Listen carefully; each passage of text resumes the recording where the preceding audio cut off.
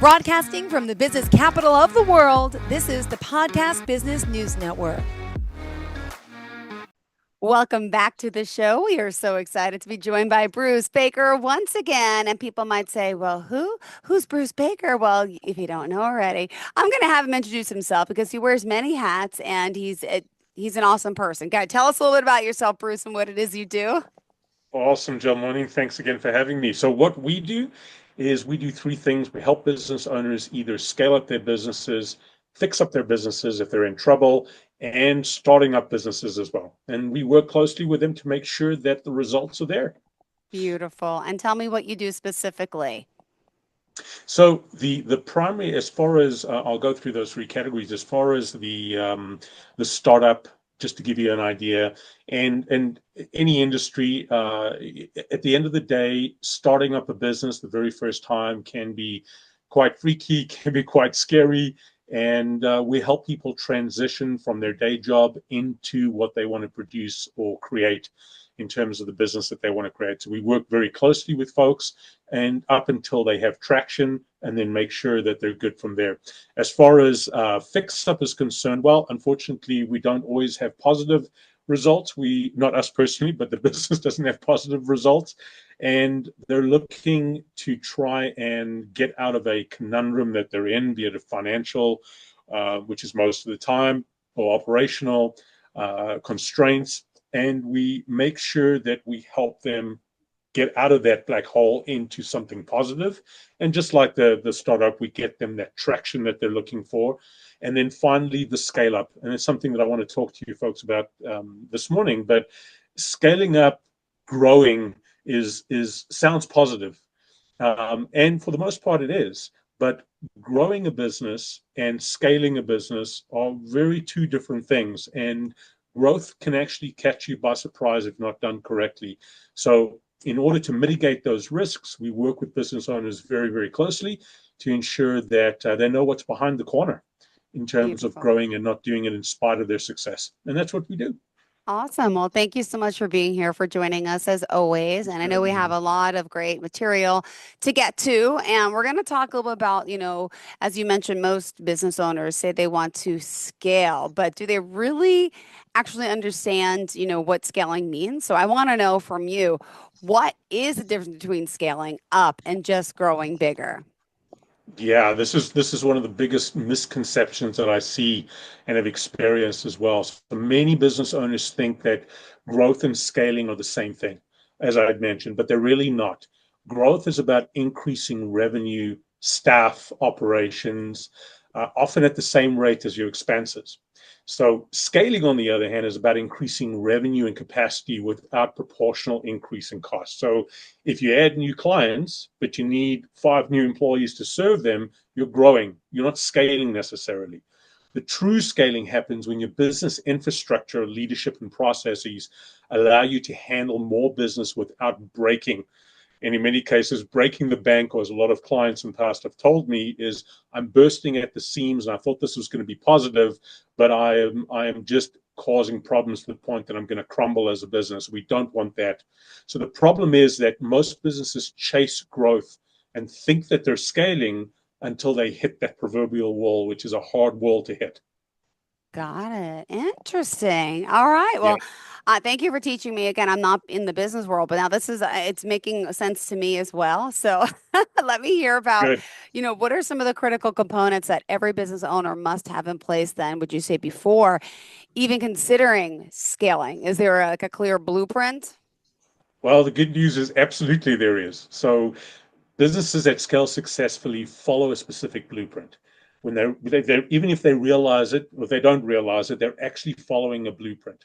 So there are 4 foundational components that must be in place. Now, what's important, I've always maintained that if you could listen to your business talk to you, if you understood the language of business and what message it was teaching you, you'd start to realize that when you look at every business, regardless of industry, regardless of size, there are key components, or as I'll talk a little bit about, non-negotiable rules. But those foundational components have to be in place. And those components are pretty much there are four that I want to talk about. The first one is leadership adaptability. Your leadership team, even if it's just you that have a group of folks reporting to you, but your leadership team needs to evolve as the business grows, right? People might say, well, Bruce, I've got a specific leadership style. I did this assessment and this is what's helped me over the years. But that leadership style, the way that you lead, will change as your business goes through these change curves. What worked at 5 employees, for instance, won't necessarily work when you have 50 employees. So that's the leadership adaptability part. The financial resilience is if your cash flow can't support the weight of scaling, obviously you're going to burn out. So you need strong margins and a clear path to profitability at scale. And as I discussed in our previous discussion, Jill, in the podcast that we recorded, was profitability is not just about money. It's about the time, putting time usage and money usage as the two resources that creates efficiency in the use of those resources. And that is profitability at scale. Then number 3 is operational systems. So if your business and its operations you're already dealing with some messy, difficult stuff, scaling will magnify the chaos. So people think, well, I've just secured this brand new client and, great amount of additional revenue. Yeah, that's great from a money perspective, but are you ready to deal with that growth and that scale? And if you're dealing with chaos right now, that is a clear sign that if you magnify that growth, you're just going to magnify the chaos, the craziness, and that's going to bring you down. Process, automation, all of that kind of stuff. Delegation in this case must be locked in, right? Operational systems don't just rely on you. They have to rely on your team and your team being prepared to do that. And number 4, the final one I want to mention is cultural alignment. Okay. Now, culture is a very nebulous, weird term that many people use, but don't necessarily understand what it means. So as you scale, your team and values must scale with you. So what are these values? Well, values is the way we do things around here. It's the guardrails that we put in place in how we actually do business on a day-to-day basis. If that's not clear, and a lot of people underestimate this, but it's absolutely powerful. If you have a fractured culture, it's going to lead to your team being disengaged, right? And leadership bottlenecks. A lot of the times what I see is that, we're tripping over each other's heels. One leader is saying one thing, the other leader is saying the other thing, and we see that disconnect, and that really causes a massive breakdown. Most businesses fail because they try to scale before these foundations are in place. Really know why you do business and how you do business. Scaling is like adding a weight to a bridge. If the structure isn't strong enough, well, guess what happens to the bridge? It collapses. Interesting. I never looked at it that way. You're right. Well, do you also want to share? I think it's important for people to know some of the biggest mistakes when people try to do the scaling a little too soon, and maybe there's some pitfalls you can help them avoid. Yeah, absolutely. 3 big mistakes that I see regularly. So hiring too fast without strategy. So business owners assume that more revenue means more staff, right? Not necessarily. If you scale payroll before revenue is predictable, what happens? You create a cash flow nightmare. On the other hand, what businesses also do is they wait until they wait until they've got enough money to scale. So there's a fine balance between that, and there's a trigger point that we have to really focus on in terms of business volume scaling and also hiring to address that increase in volume. So that's an important one to balance, and a mistake that, like I said, many people make. The other one is losing financial control. So again, when we add or when we scale a business, it creates more complexity, and specifically in this case, it adds complexity to finances. If you don't have a clear handle of costs, your profit margins, your projections, right?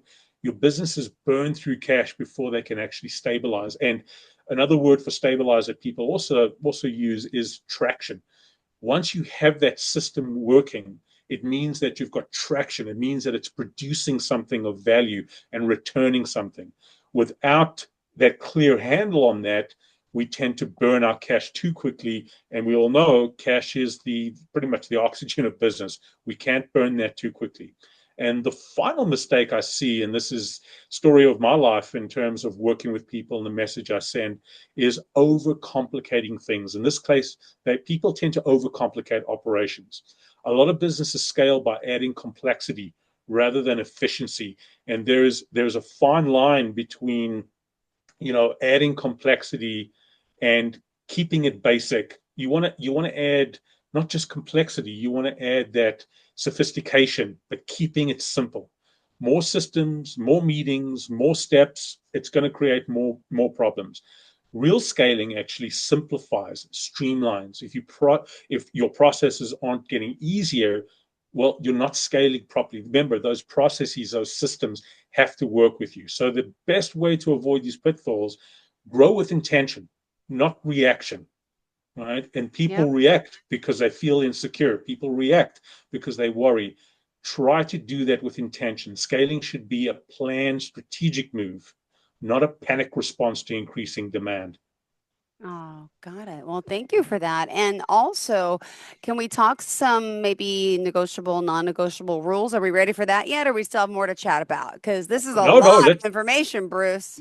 Yeah, absolutely. Well, these are key things that I hope people take to heart, because once these things are established and you really take hold of this, it's crazy how business starts to grow more healthily and more sustainably. But yeah, let's talk about those non-negotiable rules. So Oh, yeah, so within each stage of growth, we have key non-negotiable rules, around about 5 to 6, right? And when each business goes through their stage of growth, regardless of which stage that is, they have unique challenges. So I'll give you an example. What we call a stage one business. This is normally your startup business, anywhere between 1 to 10 employees. The biggest challenge is leadership chaos. If the founder or the CEO is doing everything, well, guess what happens? The business stalls. The rule at this stage is learn to delegate early.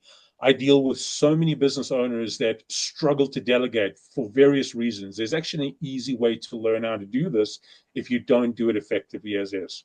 So that's a stage one. A stage three is around about 20 to 34 employees. Communication breaks down.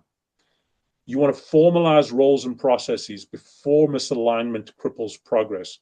You don't want to trip over each other's heels, and you certainly don't want to have misalignment between what each part, what each person does. And I'll give you one more example, which is a little bigger company we call as a stage five, 58 to about 95 employees. This time, profitability starts to dip, right? So the rule here is scale your operations efficiently before adding more people. Adding more people creates more complexity and is the only complexity in business growth. If you take these rules and you really mm-hmm. figure it out, you're not going to plateau. You're not going to implode. Scaling isn't just about adding, it's about adapting to the Yep. new challenge at every stage. Got it. Well, also, let me just ask, if you are tuning in, Bruce Baker joining us, you may not be familiar with who we're talking to. Bruce, tell us a little bit about who you are, what you do again. Absolutely, Jill. So we work with business owners, CEOs, in 3 ways. Number one, business scaling up. As we've just been talking about, a business that wants to grow, that wants to scale, there are naturally going to be significant risks. It's a positive thing, but those risks can really get you into trouble. We help them navigate those risks. Number two, businesses that are in trouble, businesses that want to get out of trouble, will help them get out of that trouble as best we can. And number three, the startup. And the startup is really getting people to transition from day job to actually starting up their own business, making sure that they hit that traction as soon as possible and they're actually seeing results. Thank you so much. Well, can we talk a little bit about, some of the things that, personally that you went through with business owners and how they've done this the right way? Maybe they've done it the wrong way too. Would love to hear. Oh yeah, absolutely. So one key business that I worked with was a cabinet manufacturing business, and we started with in this case it was a startup, and the startup first year we hit about $300,000 in revenue, which was great, and about 3 years later they hit about 4 to 5 million. And that was fantastic. We all celebrated. But unfortunately, in this case, they got ahead of themselves, and they made the cardinal mistake of growing too quickly. So in other words, trying to scale up, hiring huge expenses, but the business process, the business fundamental system, the central system wasn't aligned. Nothing was talking to each other. And that caused a lot of friction and a lot of complexity, to the point that they almost didn't have a business any longer. Uh, I came back, returned, and in this case, the exciting scale up that I came to, that I left, started to go down. This became a bit of a fix up. We got the fundamentals back on track again, started aligning things like we should have been in the first place in terms of their growth ambitions, and the business was back on track again. So that was certainly a success story. There was a tech startup that got early traction, but scaled without infrastructure. So similar story, just different type of industry. They hired rapidly, overbuilt their product, and burned through the funding. Right. When demand shifted, and by the way, it wasn't just funding, it was also cash generated through revenue. But when the demand shifted, they couldn't pivot fast enough. So they collapsed under their own weight. So the difference, so the first businesses initially focused on efficiency and process before scaling. They really got to understand, what is the process? What's the system? Do I know when that system is succeeding, and do I know when that system is not succeeding? And that's being able to measure success of the system. Once that's working, and it's working repeatedly, then it's a template of success. We start to duplicate off of that, and that's where scaling starts to occur. Thank you so much. And I would love to hear more stories, obviously, about businesses that you're helping, growing bigger, scaling down, scaling up, the success stories. It's great to hear. What else do you have for us, Bruce? Well, I'm glad you mentioned the scaling down component, and Mm-hmm. that's something I wanted to talk about this morning. But of course, we've only got limited time. But there is, and Peter Drucker, who's, for those that don't know him, the father of modern day management. But Peter Drucker always spoke about abandonment. And one of his clients was Jack Welch from GE back in the day, early 80s. And one of the things that really helped GE quadruple its size was what we call is abandonment, and what Peter Drucker called abandonment. And the same applies to any business or any size. Abandonment is essentially realizing or acknowledging that what you're doing right now in your business is not working.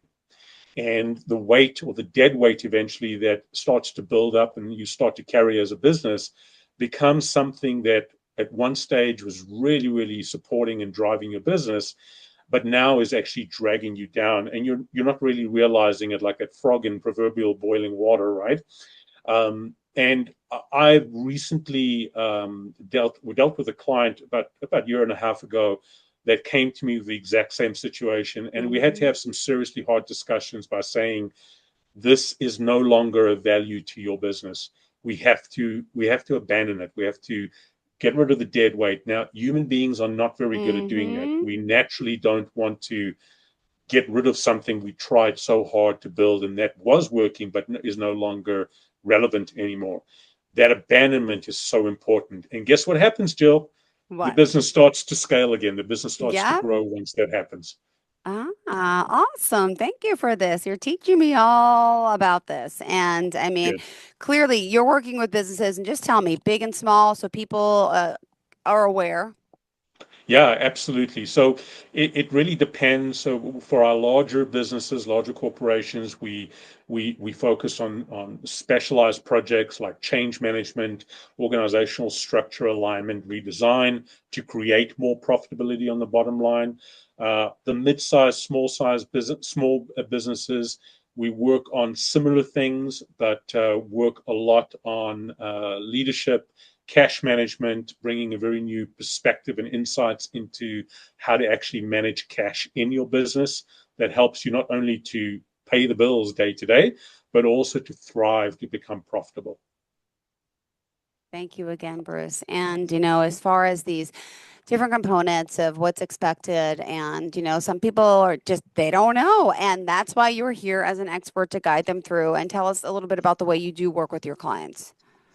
Yeah, so we have quite a unique way of dealing with our clients. Most businesses that are similar to us or services that are provided, even educational institutions, books and courses, always start off with the business side first. That's the Mm-hmm. intellectual, the left brain side first. And as we know, based on the significant failure rates we see with business, especially small to mid-sized business, um, it doesn't work, right? Fantastic information out there, great stuff.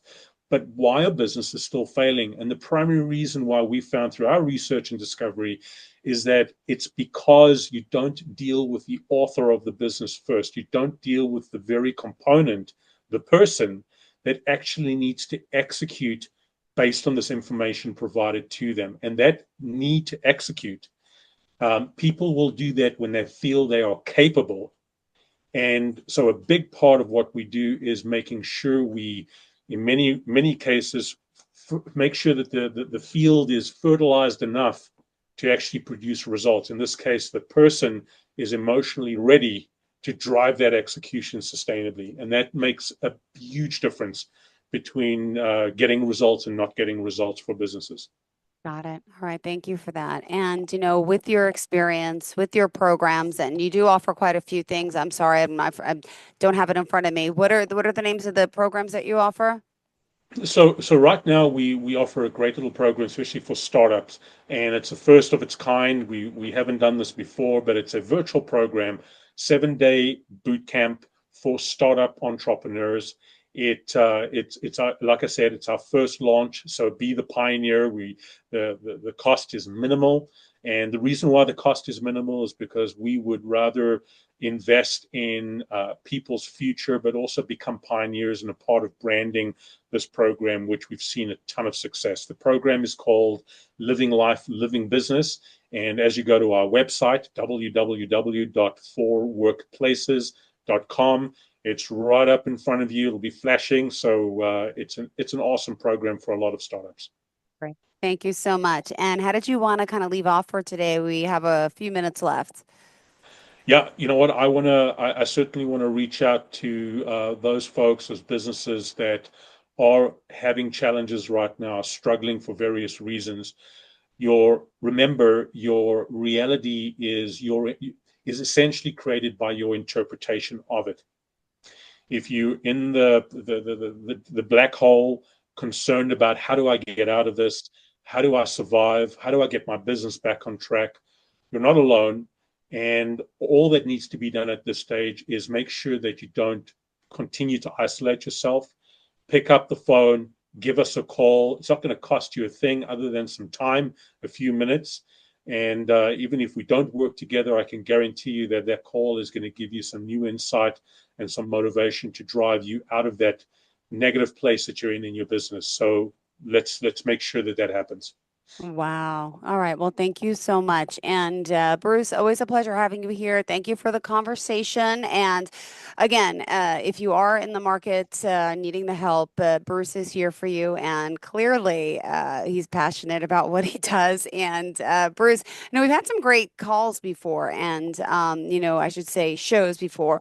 You're based in Canada, but you're helping people worldwide. And again, don't forget about the 7-week life living, the seven Living week life, living business. big business program. And if you go to the website, there is a profitability quiz you could take there as well. But he's here really to help you achieve success and grow. So thank you so much, Thanks for Bruce, having me. for workplaces.com. And we'll hopefully connect again next week. Thank you so much for being so thorough. Thanks for having me. You take care. All right. Have a great day. Bye bye. To all You of too. our listeners, stay tuned. We'll be back with more. Bye bye.